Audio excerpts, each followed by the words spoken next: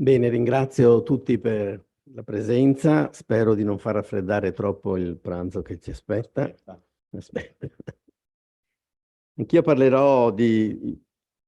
dopo questa relazione mi riesce difficile effettivamente perché il salto sarà forte, noi parleremo di geopolitica e anch'io presento un libro che è sempre del Mulino, La Cina al centro, ideologia imperiale e disordine mondiale,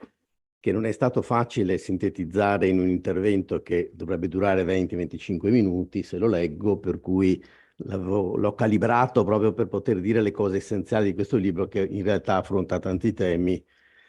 di cui spesso non si è, come dire, non si ha la perfetta conoscenza proprio perché in genere non c'è una comunicazione di sulla Cina, su questi temi geopolitica a livello così divulgativo, abbastanza affidabile da poter dare un quadro chiaro di un puzzle che va sempre più complicandosi, come vedete dagli eventi che quotidianamente ci troviamo a dover affrontare. In realtà il mio titolo aveva un punto di domanda finale, che il presidente la Cina al centro verso un ordine mondiale trazione cinese, cioè una domanda aperta questa qui, Io l'ho perché scontato. non è così semplice, non è così semplice. Staremo a vedere se questo è veramente il secolo del cambiamento di leadership mondiale voglio dire, dagli Stati Uniti alla Cina, dall'Occidente all'Asia, con tutto quello che questo comporta, oppure se non sarà così o se sarà una nuova via che non riusciamo ancora a vedere. Lo scenario internazionale è in continuo, come ben sappiamo, e rapido mutamento. Quotidianamente assistiamo al fallimento dei governi e delle organizzazioni sovranazionali e internazionali nell'affrontare situazioni umanitarie drammatiche di portata globale,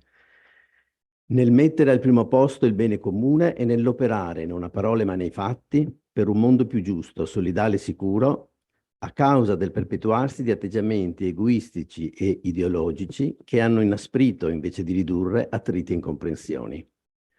Il sommarsi degli effetti derivanti dai cambiamenti climatici, dalle grandi migrazioni, dalle crisi sanitarie, dalle ambizioni spesso personali di leader troppo concentrati sul proprio tornaconto politico,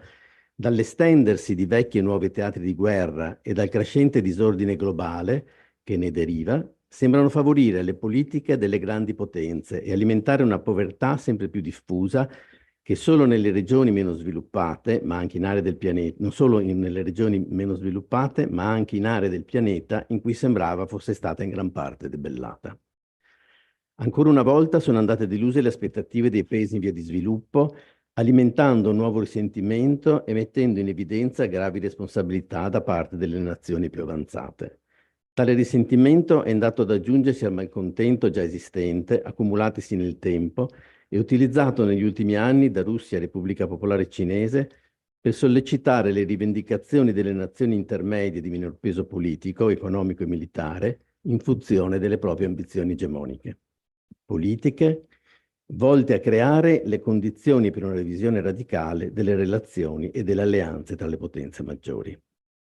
Le condizioni di instabilità e di incertezza vengono ritenute necessarie per portare avanti l'opera di indebolimento e smantellamento dell'attuale ordinamento internazionale a trazione statunitense, al fine di sostituirlo con un ordine nuovo che, affermano all'unisono Vladimir Putin e Xi Jinping,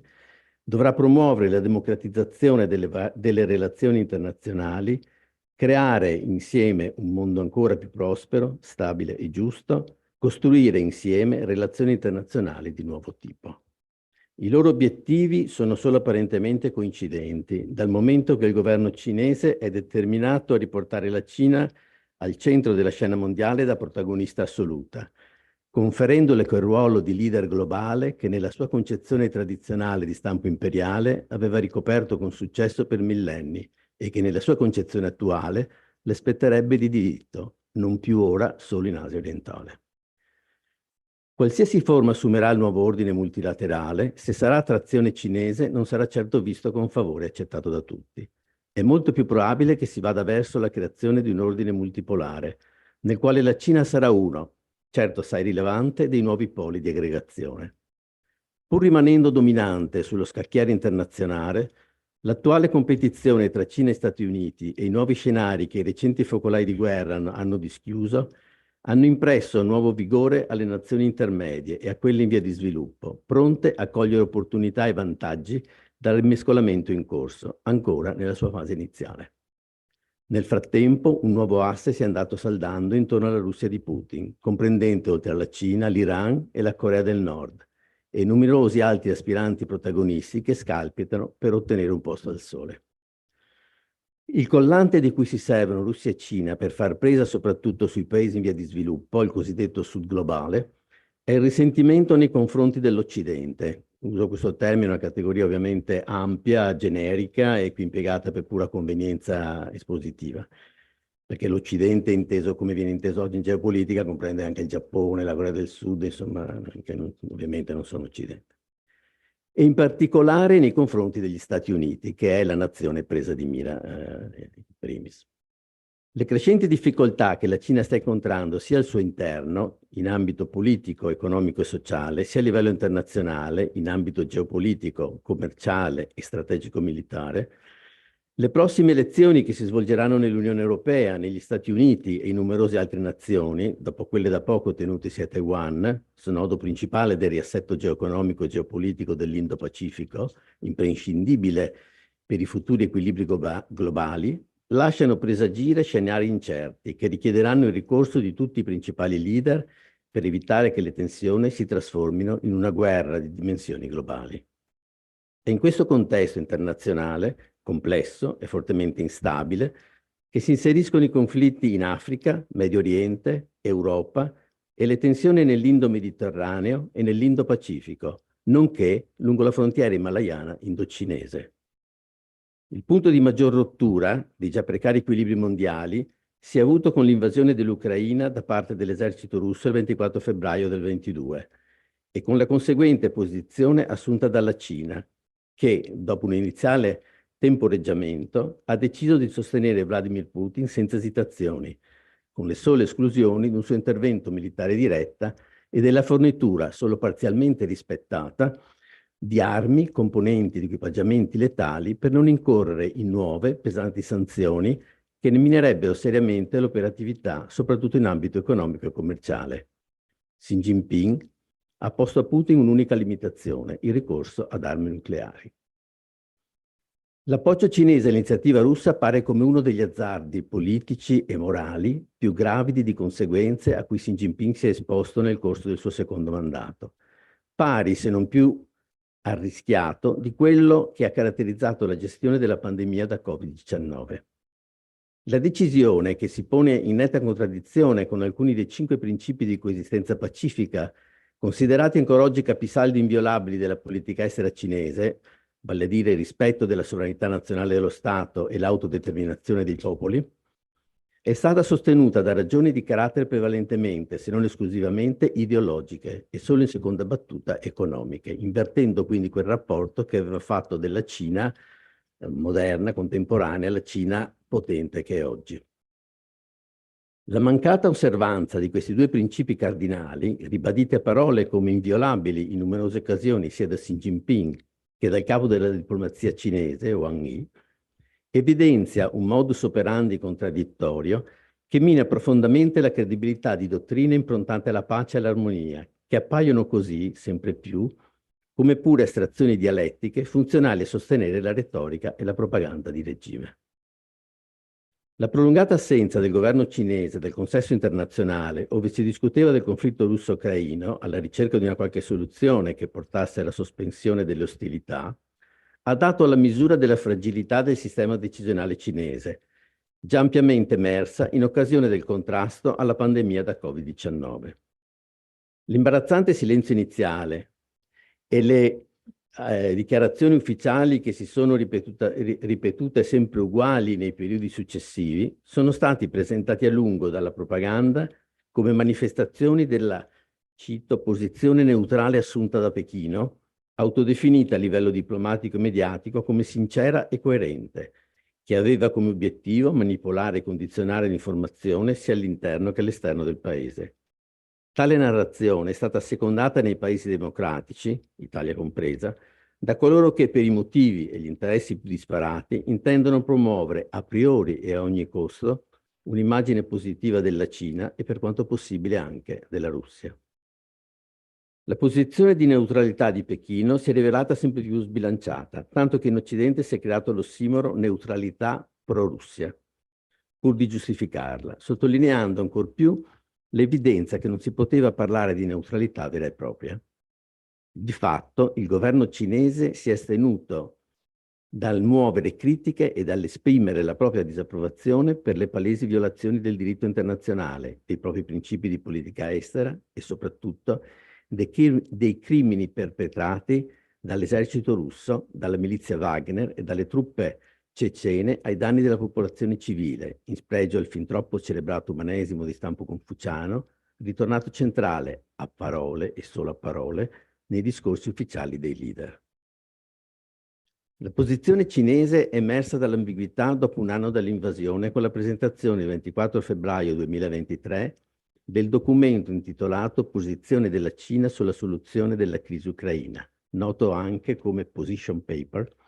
il solo contributo concreto del governo cinese alla soluzione della crisi sollecitato da mesi dalla comunità internazionale. Il documento, rivelatosi fin da subito del tutto inutilizzabile sul piano negoziale,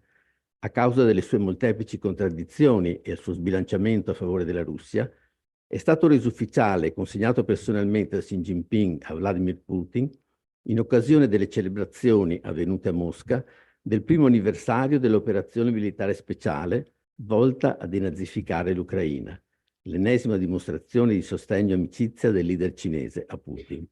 Dopodiché, nuovamente l'oblio. L'appoggio a Putin in nome di un'amicizia senza limiti e solida come una roccia, cito le loro espressioni, annunciata al mondo intero a Pechino congiuntamente dai due leader il 4 febbraio 2022, pochi giorni prima dunque dell'avvio dell'invasione, e da allora ribadita a più riprese come perno di un'alleanza anti-Occidente, anti-NATO, anti-liberal democrazie, è frutto di una scelta ponderata che ha concorso a precipitare il mondo in un disordine che non ha precedenti dalla fine del secondo conflitto mondiale. Va detto senza timore che non è stata una scelta obbligata. Per comprendere la portata dell'occasione mancata, basta immaginare cosa sarebbe successo se Xi Jinping avesse optato per imboccare la via della pace.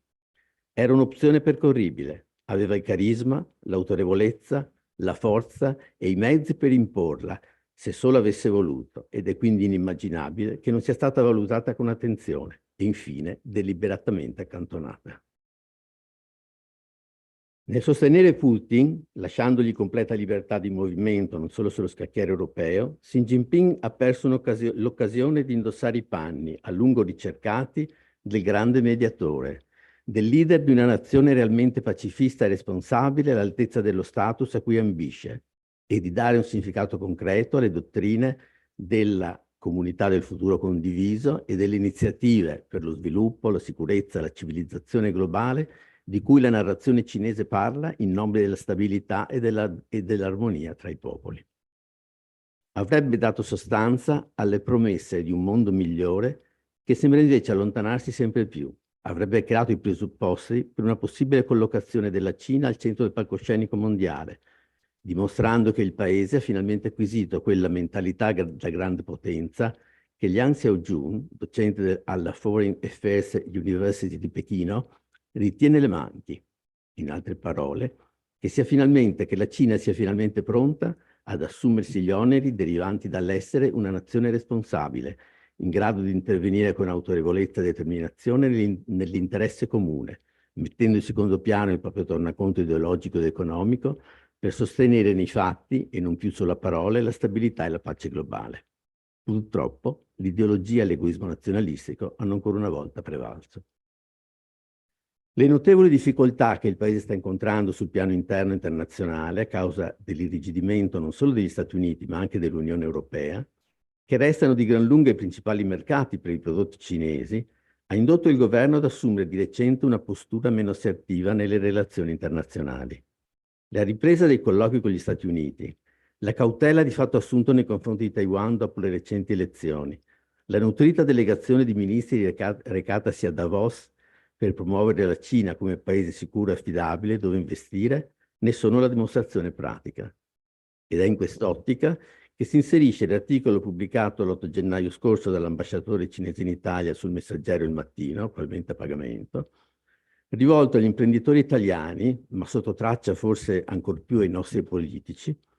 per indurli a guardare con nuovo interesse al mercato cinese dopo il mancato rinnovo del memorandum di intesa sulla Via della Seta firmato nel 2019,